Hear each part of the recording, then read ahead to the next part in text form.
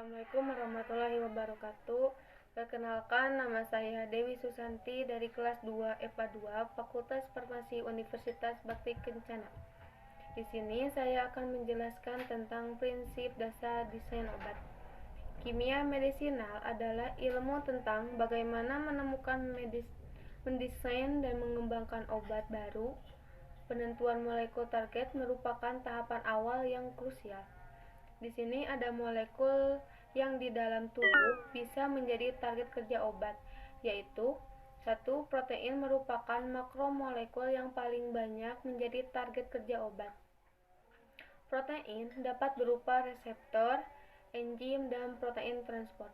Kedua, ada asam nukleat, yaitu ada beberapa obat bekerja langsung pada asam nukleat, baik pada DNA maupun pada RNA.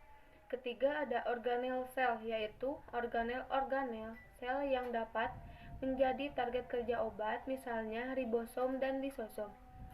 Ada struktur protein terdiri dari struktur primer, yaitu tersusun oleh asam-asam yang saling terikat melalui peptida. Kedua, ada struktur sekunder, yaitu daerah tertentu pada protein yang ditentukan oleh rantai samping protein. Yang ketiga, ada struktur tersier, yaitu struktur yang sangat penting terutama pada protein globular seperti pada enzim dan protein, karena struktur ini sangat mempengaruhi fungsi dan interaksinya dengan molekul obat. Keempat, ada struktur kuaterner, yaitu hanya akan memiliki oleh protein yang 2 atau lebih subunit protein. Ada juga fungsi protein. Yang pertama, ada protein struktural, yaitu protein merupakan bukan target kerja obat kecuali tubuh dan protein struktur bakteri-bakteri dan virus.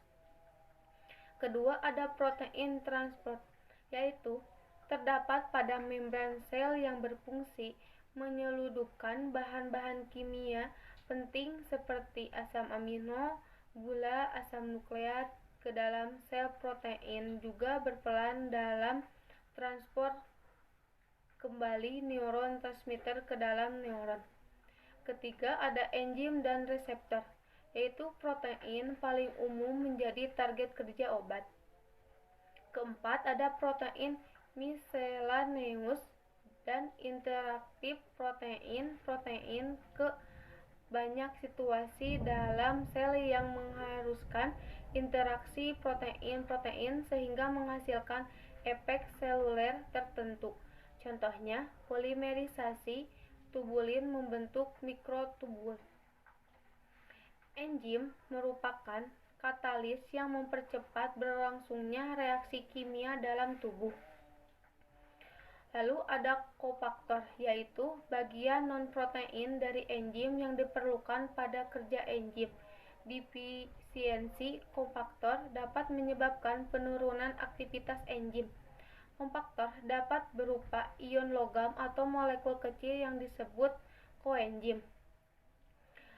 Di sini ada juga reseptor, yaitu kelompok protein yang sangat sering menjadi target obat. Reseptor berpengaruh pada perkembangan berbagai penyakit seperti depresi, Parkinson, psikosis, gagal jantung, dan asma.